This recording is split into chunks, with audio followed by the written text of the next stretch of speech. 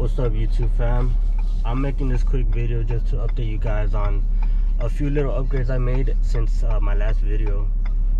So I have already color matched the truck. I color matched the front and rear bumpers, the door handles, and I actually switched out the XLT chrome grille, and I installed the lariat grille, which I thought it looked a little bit better, and I color matched that as well, you know, velocity blue.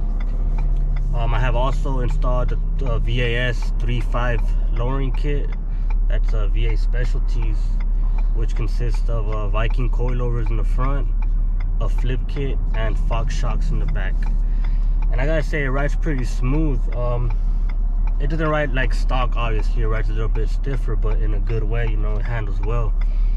I have not yet raced on this kit, so I haven't been to Mexico yet, but I will do that soon, and I will post a draggy video for you guys to see.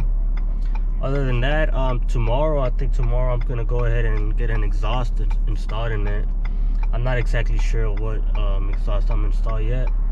Something not too loud, you know.